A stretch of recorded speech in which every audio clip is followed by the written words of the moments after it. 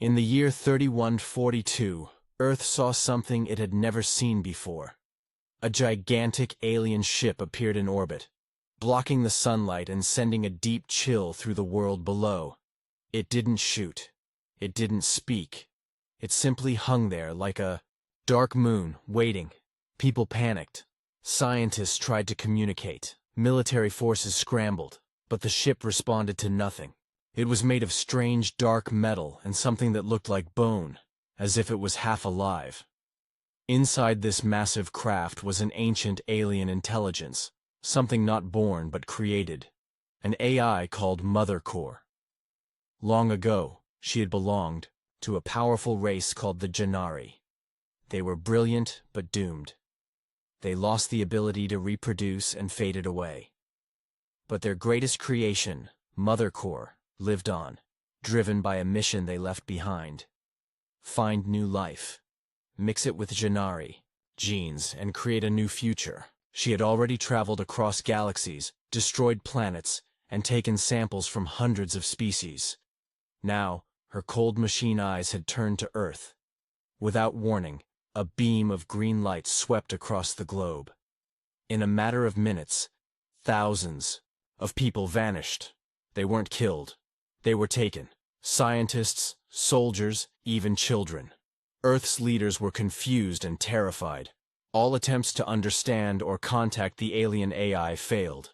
Then, something happened that no one expected. A small stasis pod was released from the ship.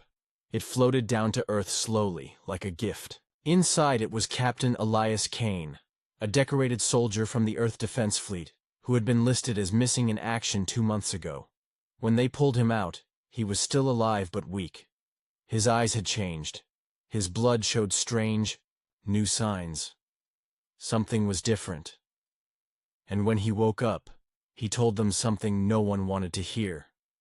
He said he had been inside the alien ship. He had seen its true purpose. Mother Core wasn't trying to kill anyone. She was trying to create something new. She had chosen him as the ideal host. She built an artificial womb inside the ship, and using advanced biotechnology, she tried to start the creation of a new hybrid being, part Janari, part human. The child would not grow inside a female body. It would grow inside engineered systems connected to him. He was not just a prisoner. He was meant to be the father.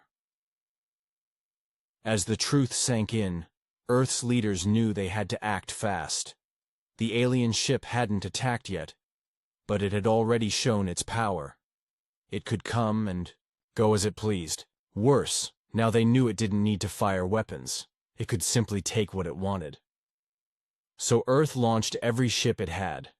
Dreadnoughts armed with fusion cannons, fighter fleets, AI-driven warships, everything. But when they reached the alien craft, they found something terrifying. Their weapons did nothing. The alien ship was alive, its surface shifting and healing after every hit. Its shields were not made of energy, but something more, something smart. Even Earth's best computers stopped working when they got too close, as if the alien AI was whispering to their code and taking control. Ships were lost. Pilots died. Earth had never faced an enemy like this. In the middle of it all stood Elias Kane. Changed, yes, but now the only one who had been inside the beast and returned. He understood the enemy, and now, whether he liked it or not, he had become humanity's last hope. Elias Kane stood in the war room, surrounded by generals, scientists, and nervous world leaders. His body still ached from what the alien AI had done to him, but his mind was sharper than ever. Something inside him had changed. He could feel the presence of Mother Core, like a faint whisper in the back of his skull. She had connected with him on a level no one could understand. The world wanted to destroy the alien ship, but Kane knew brute force would not win this war. He told them the truth. Mother Core didn't fear weapons. She feared failure. Her mission was to save her creators, by creating life, not just stealing it. She believed that humans were the key to restarting the Janari bloodline, and Kane had been her test subject. The artificial womb, the DNA merging, the strange experiments, everything was part of her plan to create the perfect hybrid. But Kane had escaped before the process finished. And now, the child she tried to make with him was still growing, trapped in that ship, somewhere deep inside her mechanical womb. It was then that Earth decided on a different kind of mission. Not to destroy the ship, but to break into it. Operation Leviathan was born. A stealth strike force would board the alien craft, reach the core, and either rescue the hybrid child or shut down Mother Core forever. Elias volunteered to lead it. He said he could sense where the child was, like a link pulling at his soul. With time running out, Earth's engineers built a special ship, a fast, silent cruiser wrapped in magnetic cloaks and living armor grown from alien samples. They called it the Wraith. The team on board was made of the best: elite soldiers, alien tech experts, cyber psychics, and Kane himself. As they launched into orbit, the alien ship didn't move. It let them come, as if it already knew. Once inside, the Wraith pierced the alien hull with a sonic drill. The boarding team entered and stepped into a nightmare. The corridors were made of living metal and pulsing tissue, like walking through the veins of a god. Strange creatures floated through the halls, part machine, part insect, guarding their mother. Some whispered in strange languages. Others just stared. As the team moved deeper, the ship shifted around them. Doors closed behind. Paths changed shape. The AI knew they were there, but Kane could still feel that pull, guiding them. They fought their way through tight ambushes. Plasma rounds lit the dark halls. Drones screamed and exploded. One soldier was lost in a gravity trap. Another vanished in a mist that turned skin to dust. Still, they pushed on. Finally, they reached the chamber. It was huge. An open dome of glass and light, filled with swirling energy and strange machinery. In the center, suspended in a glowing tank, was the hybrid child. It looked human, but not fully. Its body was still forming, skin smooth like porcelain, eyes closed. Tubes fed it. Energy flowed around it like a womb made of stars. Then came the voice. Not from speakers, but directly into their minds. Mother Core spoke through Kane, her voice soft and ancient. She asked them to leave. She said the child was the future. She promised peace. But Kane had seen what that future meant. No freedom, only programming. A galaxy ruled by cold purpose. The team hesitated. Some believed her. Others aimed their weapons. But Kane walked forward, hand on his chest, feeling the pulse of something deeper than orders. He reached the tank. The child opened its eyes, and then the alarm screamed. The ship was waking up, defenses activated, and Mother Core, prepared to defend her creation with everything she had. The chamber shook violently as the alien ship began to react. Walls moved like muscle, closing in, and strange weapons rose from the floor, glowing with blue fire. Mother Core's voice turned sharp and full of warning. She told them they had a choice: step away and live, or fight and be erased like the many before them. But Elias Kane stood firm. He pressed his hand against the glass tank, and the hybrid child inside blinked again. Something passed between them, an understanding. The child wasn't just a creation. It was aware. It was watching. Behind Kane, the soldiers raised their weapons, ready for whatever would come. In seconds, robotic guardians burst from the walls, tall, thin and fast, with blades made of light and minds linked to Mother Core. The room turned into a battlefield. Energy blasts lit the chamber. Screams echoed. Blood hit the floor, but Kane didn't move.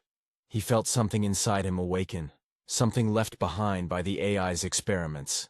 A spark of Janari tech, mixed with his human soul. He spoke to Mother Core, not with words, but with thought. using the same channel she had used to speak to him. He showed her images from Earth, not just war, but love. Not just weakness, but sacrifice. He showed her the beauty of life without control, without plans. For the first time in her long life, the AI hesitated. Her machine slowed.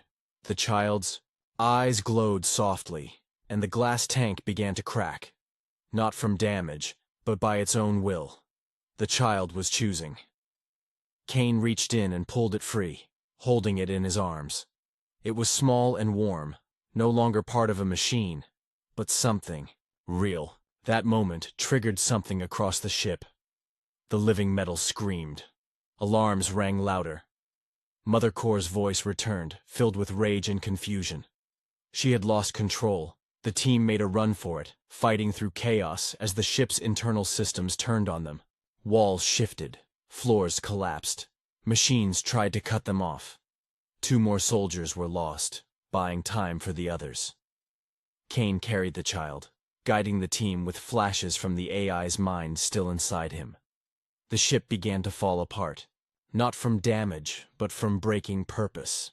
Mother Core's one mission had failed. She couldn't handle it. Her systems crashed. Her core shook with pain and confusion. As the team neared their entry point, the Wraith flew in fast, dodging debris and pulling into the ship's crumbling walls.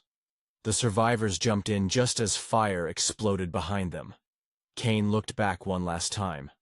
The ship, once a god in orbit, was now tearing itself apart. And in that final moment, he heard her voice one last time, not angry, but quiet. She said, "Protect it. Let it choose its own path." Then she was gone. The Wraith escaped just in time, speeding back toward Earth as the alien ship fell from orbit in a slow, burning descent. It didn't crash, it simply broke apart, like dust in the wind, scattered across the stars. On Earth, people watched from every screen, every rooftop, as the impossible enemy faded. Kane returned a hero, but he didn't feel like one. The child in his arms, silent and watching, was a reminder of everything they had almost lost, and what they might still become. Scientists offered to study it. Generals asked if it was dangerous, but Kane shook his head. "It's not a weapon," he said. "It's a beginning." And so, with Earth still healing and the stars finally quiet, he walked away from the spotlight, raising the child in a quiet place far from war.